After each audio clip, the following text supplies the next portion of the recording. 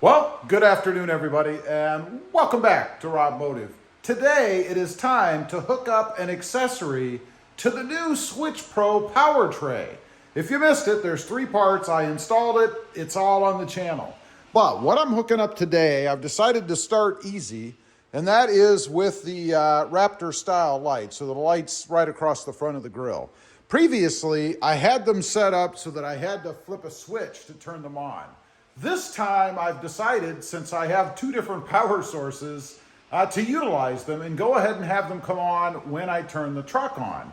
So what I'm going to do, I'm not going to utilize the switches part of this. I'm going to utilize the fuse block here, and I'm going to connect it directly in, fused with its own fuse. That way I don't have to have a separate fuse for it. I like that. Now, one thing I love about this power tray, when I'm messing with the power, to cut it, all I have to do is trip the breaker right here.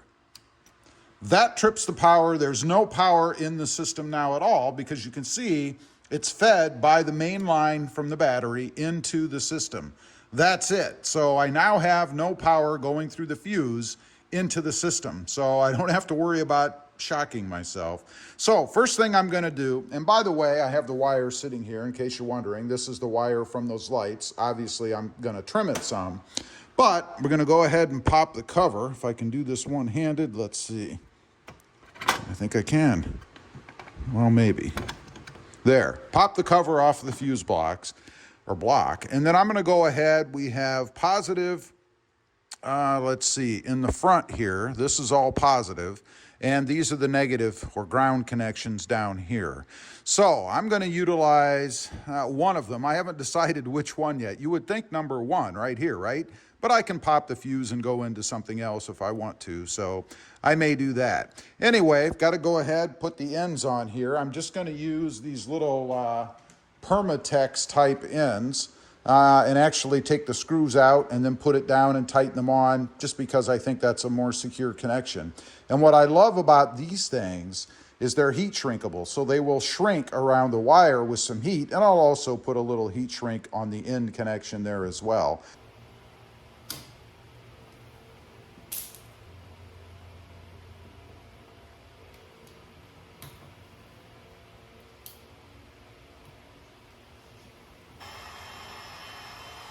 Okay, first rookie error. I do have the ends on, by the way, as you saw. I just need to heat shrink a little more over these 2 wires, that's it. But had a revelation while I was doing this, and I thought, you know, since the fuse block there is not switched, when the power's on with fuses in it, it's probably live all the time.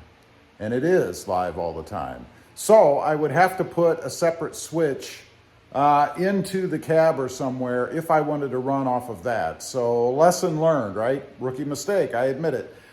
So I am going to run it through the Switch Pro so that it's fused. In other words, so that it's not on just all the time. Otherwise, it wouldn't matter whether the truck was running or not. That fuse block has power. So I just have to decide which switch I want to run it off of. Not a big deal, just a little hiccup along the way. So let me finish heat shrinking and then we'll hook it up to the Switch Pro itself. I have made my first accessory connection. You guys can see it right here. We've got everything in switch 1. The positive, the negative on the bus bar.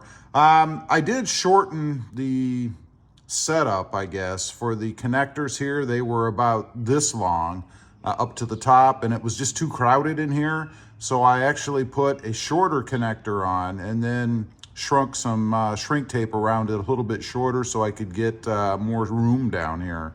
It is kind of tight, but this works out pretty well. So I'm going to go ahead. We have another one to put on. That one is for the lights across the front. Now we're going to go ahead and connect up the light bar that's down right there. That will be on switch number 2 right across here. And one thing again to remember, switches 1 through 4, I've got it written down up here, are 20 amp, and switches 5 through 8 are 35 amp. on the Switch Pro. So just make sure you're using the right switch for whatever the power requirement is for what you're using or the draw. So I'll go ahead and get the ends put on and we'll hook up the second one and then we're going to give it a test and see if it actually works. Okay, I am done. The first two mods or lighting accessories are connected to the Switch Pro. Let me show you real quick. There was a little bit of a wound in cutting off insulation. It was minor. But here are the connections, switches 1 and 2. This is powered, so hopefully I don't touch anything. We've got the positives to the positives and the grounds to the bus bar, the ground, so we're good. So now all I have to do is put the lid back on, or the cover over the bus bar, and then we're gonna test it, see if everything works.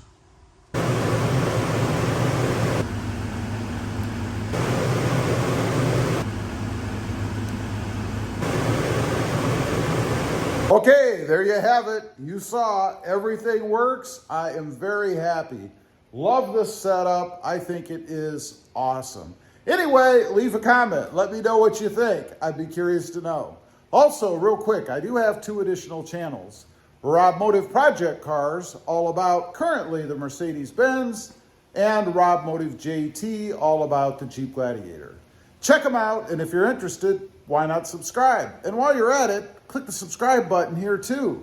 Thanks for watching. Stay safe out there. Bye.